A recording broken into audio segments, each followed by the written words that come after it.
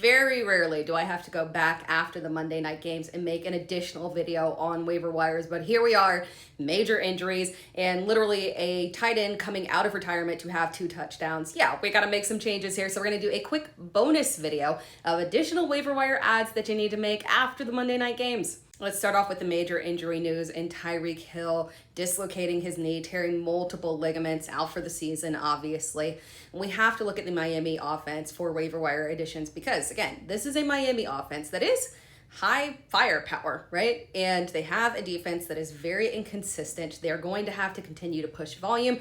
Obviously, they will lean aggressively on Jalen Waddle, but there are going to be additional options in that receiving core and also at tight end as well. When we're looking at the receiving core, Malik Washington has been operating as the wide receiver 3. We've seen a pretty solid snap count for him. Now, his usage has been underwhelming because he has an extremely short ADOT, 4.4.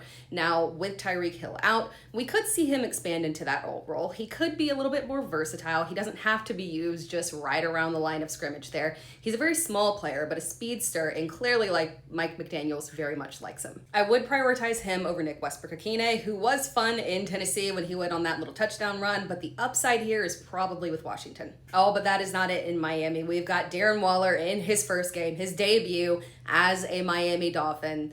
3 receptions, 4 targets, 27 yards, 2 touchdowns, out there looking like the old Darren Waller. And I'm not talking about the last time we saw him in New York in 2023. I'm talking about Vegas Darren Waller. Now, it has been 5 years since we have seen Darren Waller at his peak form, right? And it's tough to believe that at his age that we're going to see him thrive for an entire season, but it is absolutely something that we have to consider because when we saw what Mike McDaniel did with Jonnu Smith in that offense last year, if he can utilize Darren Waller in the same way, we would be looking at significant upside. The talent is there, the volume can be there. It's just a matter of whether or not his body is actually going to hold up. Maybe the long break actually benefited his body. Maybe it'll hold up better. They were very cautious about easing him in, coming fresh off of literally the street. I am very intrigued and willing to take a shot on Darren Waller on waivers. Now, on the opposite side of the ball with the Jets, we had Braelon Allen going down with a knee injury. As of the filming of this video, I do not know the extent of that injury, but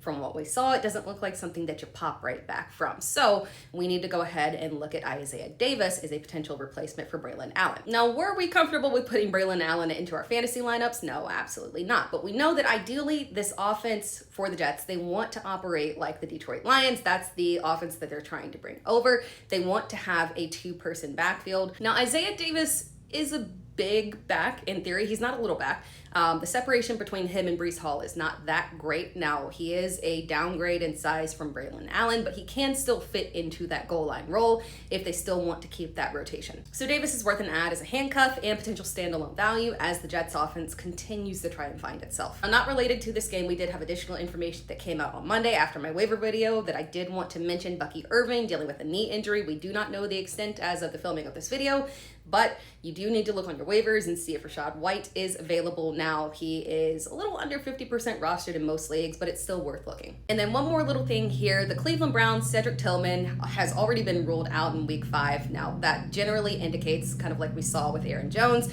when you're ruled out that quickly with a hamstring injury, a multi-week injury, perhaps a stint on IR. So with Cedric Tillman out, we do need to look at Isaiah Bond. Now, again, just be a little bit, cautious with putting in this claim here. You don't want to overspend because at the end of the day, it is the Cleveland offense. They have not looked spectacular through the air. Joe Flacco has looked very sketchy.